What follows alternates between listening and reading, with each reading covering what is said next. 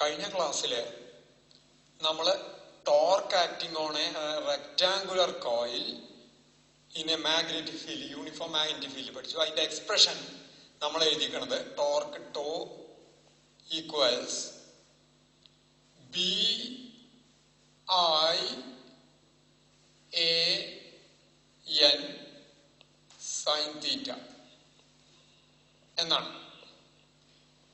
ഇവിടെ നോക്കുക, B I A N sine theta. ഇവിടെ what is B? Magnetic field, uniform magnetic field. ആ B ഒരു കോൺസ്റ്റന്റ് ആണ്. Area of the coil, rectangular കോയിലിന്റെ ഏരിയ കോൺസ്റ്റന്റ് ആണ്. അതിലുള്ള നമ്പർ ഓഫ് ടേൺസ് കോൺസ്റ്റന്റ് ആണ്, N number of turns, right? അപ്പൊ current മാറുന്നതിനനുസരിച്ച് ടോർക്ക് മാറും, ബാക്കിയുള്ളതൊക്കെ കോൺസ്റ്റന്റ്സ് ആണ്. പിന്നെ തീറ്റ മാറുന്നതിനനുസരിച്ചും ടോർക്ക് മാറാം. ഇപ്പൊ തീറ്റ എങ്ങനെയെങ്കിലും കോൺസ്റ്റന്റ് ആക്കാൻ സാധിച്ചാൽ ഈ ടോർക്ക് മെഷർ ചെയ്യാൻ പറ്റിയാൽ നമുക്ക് കറന്റ് മെഷർ ചെയ്യാം, കോയിലിൽ കൂടെയുള്ള കറന്റ് മെഷർ ചെയ്യാം. തീറ്റയിൽ കോൺസ്റ്റന്റ് ആക്കി നിർത്തി കഴിഞ്ഞാൽ പിന്നെ കറന്റും ടോർക്കും തമ്മിൽ മാത്രം ബന്ധം. അപ്പൊ ടോർക്ക് എങ്ങനെയും മെഷർ ചെയ്താൽ ഉടനെ നമുക്ക് കറന്റ് മെഷർ ചെയ്യാം. തീറ്റ കോൺസ്റ്റന്റ് ആക്കുക, അതെന്താ? എന്താണ് തീറ്റ? തീറ്റ എന്ന് പറഞ്ഞാൽ it is angle between area vector, the കോയിലിന്റെ ഏരിയ വെക്ടർ എന്ന് പറഞ്ഞാൽ ഇങ്ങനെ പോണത്, ആൻഡ് ഡയറക്ഷൻ. ഇതിപ്പോ മാഗ്നറ്റിക് ഫീൽഡിന്റെ ഡയറക്ഷനെ ഇത് ഇൻഡിക്കേറ്റ് ചെയ്യണു, ഇത് ഏരിയ കാണിക്കണമെന്ന് വെച്ചാൽ ഇതെപ്പോഴും ഇങ്ങനെ സർഫസിലായിരിക്കും മാഗ്നറ്റിക് ഫീൽഡ്. ഇത് ഈ ഫീൽഡ് മാഗ്നറ്റിക് ഫീൽഡിന്റെ ഡയറക്ഷൻ ഇങ്ങനെയും ഏരിയ വെക്ടറിന്റെ ഡയറക്ഷൻ ഇങ്ങനെയാണെങ്കിൽ തീറ്റ 90 ആണ്. ആ കേസിൽ മാക്സിമം ടോർക്ക് എന്ന് പറഞ്ഞു. തിരിച്ച് ഏരിയ വെക്ടറിന്റെ എപ്പോഴും ഇങ്ങനെയാ വരിക, ഫീൽഡിന്റെ ഡയറക്ഷൻ സെയിം ആണെങ്കിൽ ടോർക്ക് 0 ആണെന്ന് പറഞ്ഞു. തീറ്റ 0 ആണ്, ടോർക്ക് 0 ആണ്. അപ്പോ ഏരിയ വെക്ടർ എന്ന് പറയുന്ന സാധനം ഇത് റൊട്ടേറ്റ് ചെയ്യണതിനനുസരിച്ച് കറങ്ങിക്കൊണ്ടേയിരിക്കും, ഇങ്ങനെ കറങ്ങിക്കൊണ്ടേയിരിക്കും. ഇതിന് നോർമലായിട്ടാണ് വരുന്നത്. ഇത് കറങ്ങുമ്പോൾ ഏരിയ വെക്ടറും കറങ്ങിക്കൊണ്ടിരിക്കും. മാഗ്നറ്റിക് ഫീൽഡ് ഈ ലൈന് ഇങ്ങനെ ഈ പ്ലെയിൻ ഓഫ് ദ കോയിൽ എന്ന് പറഞ്ഞ ഇതാണ്. ഇതിന് പാരലായിട്ട് ഇങ്ങനെയാ നിൽക്കണേ വെച്ചാൽ ഇങ്ങനെയാണ് മാഗ്നറ്റിക് ഫീൽഡ് എന്ന് വെച്ചാൽ. ഏരിയ എങ്ങനെയാണ്? ഏരിയ അതിന്റെ നോർമലാണ്. ഇപ്പൊ ഏരിയക്ക് മാഗ്നറ്റിക് ഫീൽഡിന് ഇടയ്ക്കുള്ള ആംഗിൾ എന്ന് പറയുന്നത് 90 ഡിഗ്രി ആണ്. ഏരിയ വെക്ടറിനും മാഗ്നറ്റിക് ഫീൽഡിനും ഇടയ്ക്കുള്ള ആംഗിൾ 90 ഡിഗ്രി ആണ്. അപ്പൊ എപ്പോഴൊക്കെ മാഗ്നറ്റിക് ഫീൽഡിന്റെ ഡയറക്ഷൻ കോയിലിന്റെ പ്ലെയിന് പാരലൽ ആകുന്നോ, അല്ലെങ്കിൽ മാഗ്നറ്റിക് ഫീൽഡ് ലൈൻസ് പാരലൽ ആകുന്നോ, അപ്പൊ ടോർക്ക് മാക്സിമം തീറ്റ 90 ആണ്. അപ്പൊ ഇങ്ങനെ ഉണ്ടാവുമ്പോ, ഇങ്ങനെ പാരലായിട്ട് നിൽക്കുമ്പോ ഏരിയ വെക്ടർ എപ്പോഴും ഇങ്ങനെയാ വരിക, 90. നേരെ മറിച്ച് ഇത് ഇങ്ങനെയാ നിക്കണേ വെക്കുക, ഇതും ഇങ്ങനെയാ നിക്കണേ വെച്ചാൽ തീറ്റ 0 ആണ്. ആ കേസില് ടോർക്ക് 0 ആണ്, റൈറ്റ്? ഇനി ഈ ഒരു കാര്യം എന്താ വെച്ചാ, ഏരിയ വെക്ടർ തീറ്റയെ കോൺസ്റ്റന്റ് ആക്കി കഴിഞ്ഞാൽ, എങ്ങനെയെങ്കിലും കോൺസ്റ്റന്റ് ആക്കാൻ പറ്റിയാൽ നമുക്ക് ടോ മെഷർ ചെയ്യാൻ പറ്റി ആയി കാണാന്നാ പറഞ്ഞത്. തീറ്റ കോൺസ്റ്റന്റ് ആക്കുമ്പോ എന്താ വെച്ചാൽ ഒരു കാര്യമുണ്ട്. തീറ്റ എന്ന് പറഞ്ഞാൽ ഇതിന്റെ രണ്ടിന്റെയും ഇടയ്ക്കുള്ള ആംഗിൾ, ഇതിന്റെ രണ്ടിന്റെയും മാഗ്നറ്റിക് ഫീൽഡിന്റെയും ഡയറക്ഷനും ഏരിയക്കും. ഈ കോയിൽ റൊട്ടേറ്റ് ചെയ്യണതിനനുസരിച്ച് ഏരിയ വെക്ടർ സ്ഥിരം മാറിക്കൊണ്ടിരിക്കും. ഏരിയ വെക്ടർ അതിനനുസരിച്ച് മാറിക്കൊണ്ടേയിരിക്കും. അപ്പൊ ഈ തീറ്റ കോൺസ്റ്റന്റ് ആക്കുക എന്ന് പറയുമ്പോ അവിടെ വരുന്ന ഒരു പ്രശ്നം എന്താ വെച്ചാ, ഒന്നുകിൽ എപ്പോ കോയിൽ റൊട്ടേറ്റ് ചെയ്യുമ്പോഴും മാഗ്നറ്റിക് ഫീൽഡിന്റെ ഡയറക്ഷൻ നോക്കൂ, ഇതിന് പെർപെൻഡിക്കുലർ ആയിട്ടാണ് നിൽക്കുക. അപ്പൊ തീറ്റ 0 വരും. തീറ്റ 0 വന്നാൽ ടോർക്കില്ല, പിന്നെ ടോർക്ക് തന്നെ കാണാൻ പറ്റില്ല. അപ്പൊ ടോർക്ക് കാണാൻ പറ്റിയില്ലെങ്കിൽ പിന്നെ കറണ്ട് മെഷർ ചെയ്യാനും പറ്റില്ല. അപ്പൊ ഒരിക്കലും ഫീൽഡിന്റെ ഡയറക്ഷൻ കോയിലിന്റെ പ്ലെയിന് പെർപെൻഡിക്കുലർ ആവാൻ പാടില്ല. നേരെ മറിച്ച് എപ്പോഴും മാഗ്നറ്റിക് ഫീൽഡിന്റെ ഡയറക്ഷൻ കോയിലിന്റെ പ്ലെയിന് പാരലൽ ആയിട്ടാണ് നിൽക്കണേ വെക്കുക. അങ്ങനെ രീതിയിൽ ഒരു മാഗ്നറ്റിക് ഫീൽഡ് നമുക്ക് അറേഞ്ച് ചെയ്യാൻ സാധിക്കുമെങ്കിൽ, അപ്പൊ എങ്ങനെ തിരിഞ്ഞാലും എപ്പോഴും മാഗ്നറ്റിക് ഫീൽഡിന്റെ ഡയറക്ഷൻ ഇതിന് പാരലായിട്ട്, ഇതിപ്പോ റൊട്ടേറ്റ് ചെയ്യണതിനനുസരിച്ച് മാഗ്നറ്റിക് ഫീൽഡിന്റെ ഡയറക്ഷൻ ഇതിന് പാരലായിട്ട് നിൽക്കാൻ പറ്റുക. ഏതിന് പാരലായിട്ട്? കോയിലിന്റെ പ്ലെയിനിന് പാരലായിട്ട് നിൽക്കാൻ പറ്റുമെങ്കിൽ ഈ ഇതിന് രണ്ടിനും, ഏതിന് രണ്ടിനും ഇടയ്ക്കുള്ള ആംഗിള്, ഈ മാഗ്നറ്റിക് ഫീൽഡിനും ഏരിയ വെക്ടറിന് ഇടയ്ക്കുള്ള ആംഗിള് എപ്പോഴും 90 ആയിട്ട് നിന്നോളൂ, എപ്പോഴും 90 ആയിട്ട് നിന്നോളൂ. അങ്ങനെ ഒരു മാഗ്നറ്റിക് ഫീൽഡ് സെറ്റ് ചെയ്യാൻ പറ്റുമെന്നാണ് ഇനി നോക്കണേ. നോക്കുക, this is A soft iron cylinder. ഈ അയൺ, ഇതൊരു സോഫ്റ്റ് അയൺ സിലിണ്ടർ ആണ്. ഇതെപ്പോഴും സോഫ്റ്റ് അയൺ എപ്പോഴും മാഗ്നറ്റിനെ അട്രാക്ട് ചെയ്യുന്നുണ്ട്. മാഗ്നറ്റിന്റെ ചുറ്റും മാഗ്നറ്റിക് ലൈൻസ് ഓഫ് ഫോഴ്സ് ഉണ്ട്. അപ്പൊ എങ്ങനെയായാലും ലൈൻസ് ഓഫ് ഫോഴ്സ് ഈ അയണിനെ കാണുമ്പോൾ അതിന്റെ അടുത്തേക്ക് കൂടുതൽ ക്രൗഡ് ചെയ്തിട്ട് തിരക്കി വരിക ചെയ്യുക. അകന്ന് പോവുകയായിരുന്നു നോക്കിയ ഒരു മാഗ്നറ്റിന്റെ ലൈൻസ് ഓഫ് ഫോഴ്സ് അയണിനെ കാണുമ്പോൾ അകന്ന് പോവുക വെച്ചാൽ ഒരിക്കലും മാഗ്നറ്റ് അയണിനെ അട്രാക്ട് ചെയ്യുമായിരുന്നില്ല. അട്രാക്ട് ചെയ്യേണ്ടെന്ന് വെച്ചാൽ അർത്ഥം ആ ലൈൻസ് അങ്ങോട്ട് എത്തേണ്ടതാണ്. തൊടാണ്ട് അങ്ങോട്ടും ഇങ്ങോട്ടും പോവുകയാണെങ്കിൽ ഒരിക്കലും അട്രാക്ട് ചെയ്യുമായിരുന്നില്ല. ഫർദർ നമ്മൾ അന്ന് ആദ്യം ഓയിൽഷെഡ് എക്സ്പീരിയൻസ് പറഞ്ഞപ്പോൾ അയൺ ഫൈലിങ്സ് ഇതായി കഴിഞ്ഞാൽ ആ ലൈൻസിന്റെ വഴിക്ക് തന്നെ ഈ അയൺ ഫൈലിങ്സ് ഇങ്ങനെ സർക്കുലേറ്റ് ചെയ്യണ പോലെ കാണാം എന്നും പറഞ്ഞു. അപ്പൊ ആ ലൈൻസ് കൂടുതൽ ഈ ഒരു മാഗ്നറ്റിക് ഫീൽഡിൽ കൊണ്ടുവച്ചാൽ ഈ ലൈൻസ് മുഴുവൻ ഈ അയൺ സിലിണ്ടർ അട്രാക്ട് ചെയ്യും. അട്രാക്ട് ചെയ്യുന്ന വെച്ചാൽ അതുമേലേക്ക് വരാനാണ് ശ്രമിക്കുക, അകന്നു പോകാനല്ല, അതിലേക്ക് ക്രൗഡ് ചെയ്യാനാണ് ശ്രമിക്കുക. ഇതിനെക്കുറിച്ച് വിസ്തരിച്ച് നമ്മൾ അടുത്ത മാഗ്നറ്റിസത്തിൽ പറയും. പിന്നെ ഫെറോ മാഗ്നറ്റിക് എന്നും പറഞ്ഞിട്ട് പറയും. കെമിസ്ട്രിയിലും കേട്ടിട്ടുണ്ടോ ഫെറോ മാഗ്നറ്റിക് എന്ന് പറഞ്ഞാൽ മാഗ്നറ്റ് ലൈൻസിനെ അട്രാക്ട് ചെയ്യുകയാണ് ചെയ്യുന്നത്. ഇപ്പൊ ഇങ്ങനത്തെ ഒരു ഇങ്ങനത്തെ ഒരു സിലിണ്ടർ എടുത്തിട്ട് ഞാൻ ആദ്യം രണ്ട് ഫ്ലാറ്റ് മാഗ്നറ്റ്സ് വെച്ച് നോക്കിയാം. പാരലാണ്. ഇപ്പൊ ഇത് ഇരിക്കുമ്പോ ചിലപ്പോ ഇത്തിരി ചെരിഞ്ഞ് ഇരിക്കുന്നുണ്ടാവും. ഇതിപ്പോ നോർത്ത്, ഇത് സൗത്ത്.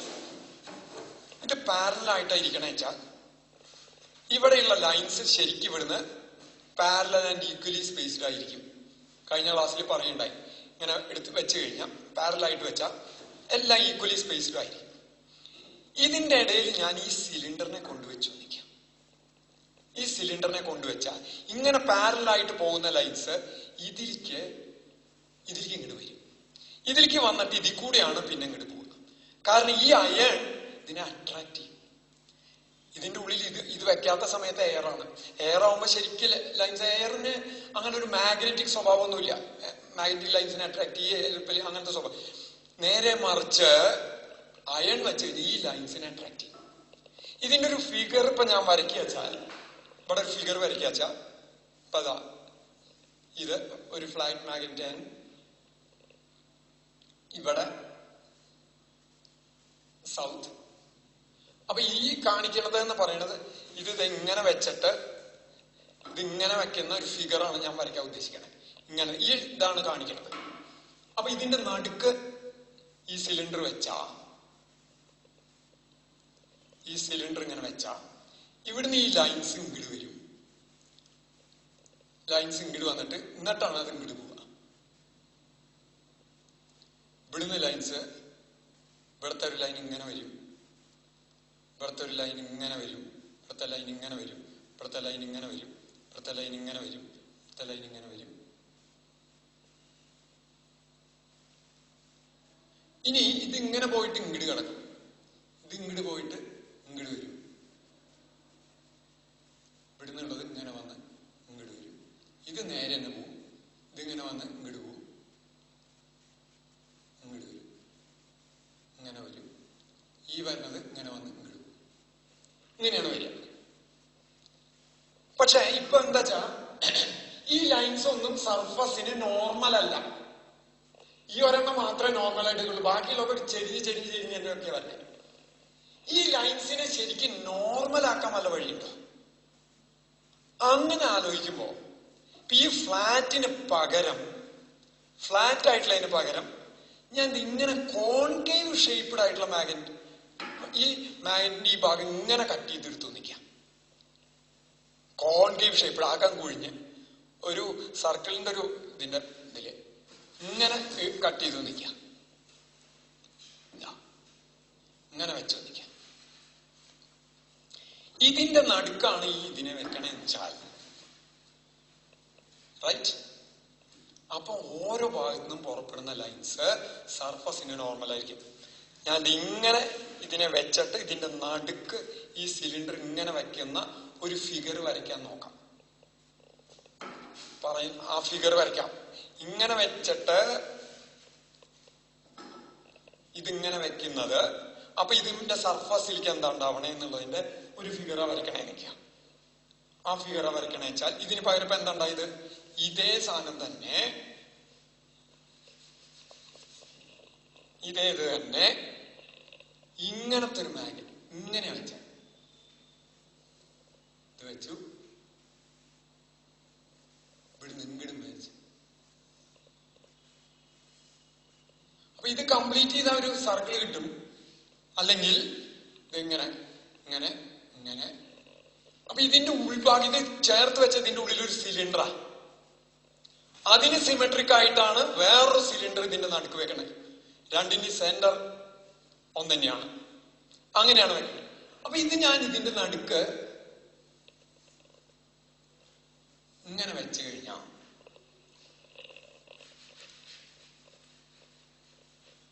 മൊത്തം നടുക്കായിട്ട് വെച്ചാൽ ഇത് വരെ നോക്കാം. ഇങ്ങനെ ഇതിന്റെ ഒത്ത നടുക്ക് സിലിണ്ടർ വെച്ചു. അപ്പൊ ഇതില്ലാത്തപ്പോ ഇത് ലൈൻസ് നേരെയായിരുന്നു കേട്ടോ. ഇവിടുന്ന് ഇങ്ങനെ ഇത് എൻ ഇത് എസ് ആണെങ്കിൽ ഇവിടുന്ന് ലൈൻസ് ഇങ്ങനെ നേരെ നേരെ നേരെ പോയിരുന്നു. ഇത് വരുമ്പോ ഇവിടുന്ന് പുറപ്പെടുന്ന ലൈൻ ഇങ്ങോട്ട് വരും, ഇവിടുന്ന് പുറപ്പെടുന്ന ലൈൻ ഇങ്ങോട്ട് വരും, ഇവിടുന്ന് പുറപ്പെടുന്ന ലൈൻ ഇങ്ങോട്ട് വരും, ഇവിടുന്ന് പുറപ്പെടുന്ന ലൈൻ ഇങ്ങോട്ട് വരും, ഇവിടുന്ന് പുറപ്പെടുന്ന ലൈൻ. ഇനി ഇത് ഇങ്ങോട്ട് വന്നു, ഇത് ഇങ്ങോട്ട് വന്നു.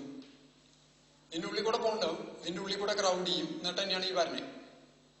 ഇങ്ങനെ പോയി, ഇങ്ങനെ വന്നു, ഇതിങ്ങനെ വന്നു, ഇങ്ങനെ പോയി, ഇതിങ്ങനെ പോയി. അപ്പൊ നോക്കൂ, എല്ലാ ഭാഗത്തും ഈ ലൈൻസ് സർഫസിന് എങ്ങനെ ഇരിക്കും? നോർമലായിട്ടിരിക്കും.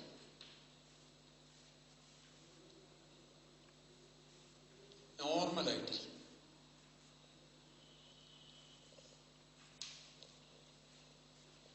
റൈറ്റ്.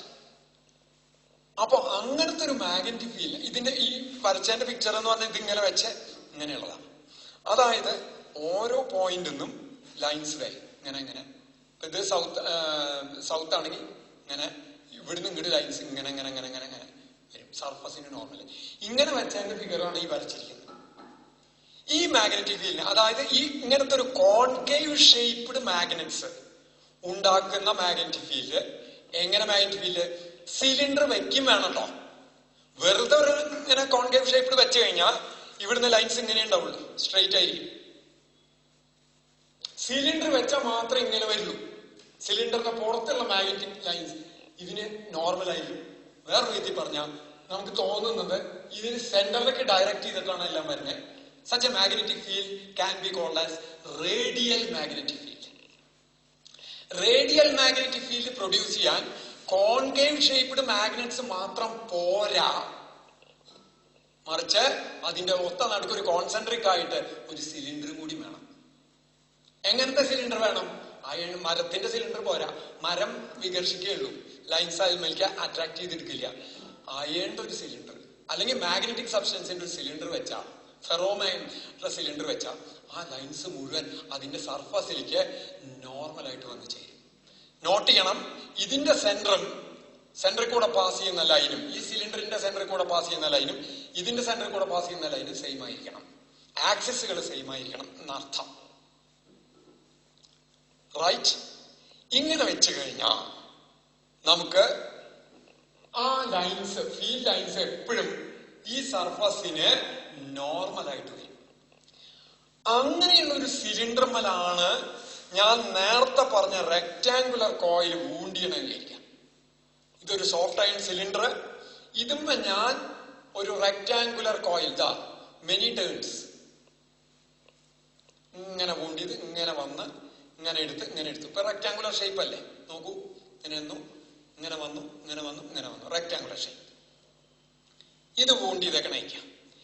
ഇതിന്റെ ഇടയിൽ ഞാൻ ഇട്ട് കഴിഞ്ഞാ ഏത് പൊസിഷനില് ഇത് നിന്നാലും, ഈ കോയിൽ നിന്നാലും, ആ കോയിലിന്റെ പ്ലെയിൻ ഇങ്ങനെയാണ് ആ പ്ലെയിൻ വരിക. ഇങ്ങനെ കട്ട് ചെയ്യണ പ്ലെയിനാ വരിക. അതായത് ഇങ്ങനെ ഈ പ്ലെയിനാ വരിക. ഈ പ്ലെയിനിന് പാരലൽ ആയിട്ട് ലൈൻസ് ഉണ്ടാവും. കാരണം ഇതിന്ന് പുറപ്പെടുന്ന ലൈൻസ് മുഴുവൻ ഈ സിലിണ്ടറിന് നോർമലായിട്ടാ വരണേ. അപ്പൊ എങ്ങനെ ഇത് തിരിഞ്ഞാലും, ഇതുമ്മ കടന്നിട്ട് എങ്ങനെ തിരിഞ്ഞാലും ആ കോയിലിന്റെ പ്ലെയിന് പാരലൽ ആയിട്ടാണ് മാഗ്നറ്റിക് ഫീൽഡ് ലൈൻസ് ഉണ്ടാവുക. വേറൊരു വിധത്തിൽ പറഞ്ഞാൽ മാഗ്നറ്റിക് ഫീൽഡിന്റെ ഡയറക്ഷൻ കോയിലിന്റെ പ്ലെയിനിന് പാരലൽ ആയിരിക്കും. വേറൊരു വിധത്തിൽ പറഞ്ഞാൽ angle between area vector to the coil, area വെക്ടറിന്റെ ഡയറക്ഷൻ ഇങ്ങനെയല്ലേ വരിക. കാരണം ഇതാണ് കോയിൽ, അപ്പൊ അതിന്റെ പ്ലെയിൻ ഇങ്ങനെയല്ലേ വരിക. മാഗ്നറ്റിക് ഫീൽഡിന്റെ ഡയറക്ഷൻ എപ്പോഴും ഇത് എങ്ങനെ തിരിഞ്ഞാലും മാഗ്നറ്റിക് ഫീൽഡ് ലൈൻ നോർമൽ ആയിട്ടാ വരിക. അപ്പൊ ഇങ്ങനെ എപ്പോഴും ഏരിയ വെക്ടറിനും മാഗ്നറ്റിക് ഫീൽഡ് വെക്ടറിനും ഇടയ്ക്കുള്ള ആംഗിൾ, ഇത് എങ്ങനെ തിരിഞ്ഞാലും ആംഗിള് എപ്പോഴും 98 ഇരിക്കും. അങ്ങനെ 98 വന്നാൽ ഈ ടേം എപ്പോഴും വണ്ണാവും. അപ്പൊ ഇതുമ്മ ആക്ട് ചെയ്യുന്ന ടോർക്ക് എന്ന് പറയുന്നത് ടോ ഈക്വൽസ് BIAN ആണ്. BIAN ആയിരിക്കും എന്ന് പറഞ്ഞാൽ എന്താ? If A rectangular coil mounted with a soft iron cylinder is suspended in a radial magnetic field. Is suspended between the pole pieces of a concave shaped magnets. Then a constant torque tau equals BIAN acts on it. അതൊരിക്കലും പിന്നെ zero ആവില്ല. നേരെ മറിച്ച് flat മാഗ്നറ്റ്സാ വെക്കണെച്ചാൽ അത് zero ആവും. ഇതില് ഈ cylinder ഇല്ലാതെ നിൽക്കാം, വെറുതെ നീഡിൽ തന്നെയാണ്, വെറുതെ കോയിൽ മാത്രം ഇട്ടിട്ടുള്ളൂ വെച്ചാലും ഇത് സീറോ വരും. കാരണം എപ്പോഴും ലൈൻസ് സർഫസിന് നോർമൽ ആയിരിക്കില്ല. അപ്പൊ എപ്പോഴും മാഗ്നറ്റിക് ഫീൽഡ് ബി എന്ന് പറയുന്ന എപ്പോഴും ഈ കോയിലിന്റെ പ്ലെയിന് പാരലൽ ആയിരിക്കില്ല. എങ്ങനെയില്ലെങ്കിൽ? സിലിണ്ടർ ഇല്ലെങ്കിൽ. അപ്പൊ ഈ സിലിണ്ടർ ആണ് റേഡിയൽ ഇത് മാത്രം കൊണ്ട് ഏത് മാത്രം കൊണ്ട്? കോൺകേവ് ഷേപ്ഡ് മാഗ്നറ്റ്സ് കൊണ്ട് മാത്രമായിട്ട് നമുക്ക് റേഡിയൽ മാഗ്നറ്റിക് ഫീൽഡ് ക്രിയേറ്റ് ചെയ്യാൻ പറ്റില്ല. ഈ സിലിണ്ടർ കൂടി വേണം. ഏത് സിലിണ്ടർ? Soft iron cylinder. അപ്പൊ അങ്ങനെ വരുമ്പോ ഇവിടെ ഉണ്ടാവുന്ന ടോർക്ക് എന്ന് പറയുന്നത് BIAN ആയി.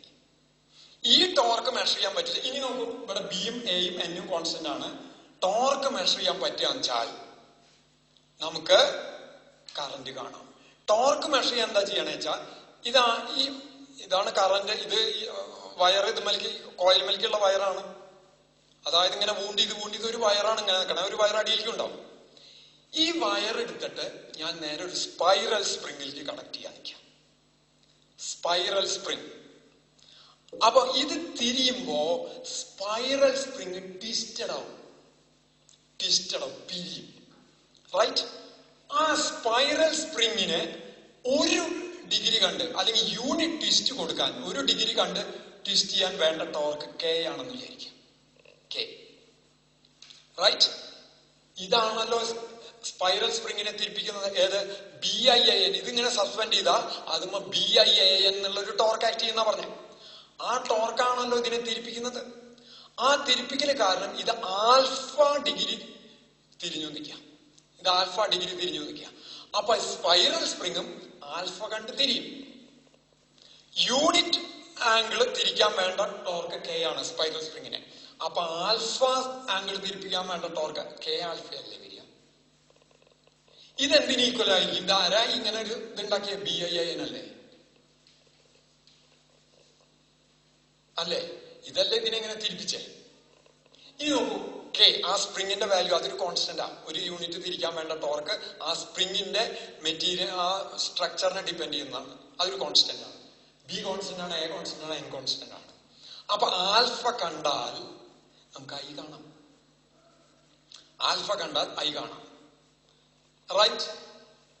അല്ലെങ്കിൽ വേറൊരു രീതി പറഞ്ഞ ആൽഫ ഈസ്, ബാക്കിയൊക്കെ കോൺസ്റ്റന്റ് ആയത് കാരണം ആൽഫ ഈസ് പ്രപ്പോർഷണൽ ടു, ഇത് ആൽഫ, ഇത് പ്രപ്പോർഷണൽ ടു, അനുപാതം എന്നുള്ള ചിഹ്നം ഐ ഈ കേസിൽ, റൈറ്റ്? അത് ഫ്ലാറ്റ് മാഗ്നറ്റൈസ് ഇവിടെ സൈൻ തീറ്റ വരുള്ളൂ. അപ്പൊ ഒരിക്കലും പ്രപ്പോർഷണൽ എന്ന് പറയാൻ പറ്റില്ല, അത് വരും. ഇനി നോക്കുക ആൽഫ എങ്ങനെ കാണാം എന്ന് വെച്ചാൽ, ഞാനിവിടെ ഈ നീഡിലിന്റെ ഈ കോയിലിനോട് പാരലായിട്ട് ഒരു നീഡിൽ വെച്ചേക്കണമെന്ന് വിചാരിക്കാം. അപ്പൊ ഇത് റൊട്ടേറ്റ് ചെയ്ത് കഴിഞ്ഞാൽ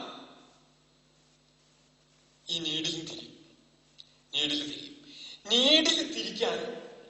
തിരിയുന്നത് ഒരു സർക്കുലർ സ്കെയിലാന്ന് വിചാരിക്കാം. ഈ നീഡിൽ ഇങ്ങനെ തിരിയുന്ന ഒരു സർക്കുലർ സ്കെയിൽ, ഇതിപ്പോ 0, അത് കറണ്ട് ഒന്നും പാസ് ചെയ്യാത്തപ്പോ അത് ഇങ്ങനെയാ നിൽക്കണമെന്ന് വിചാരിക്കാം.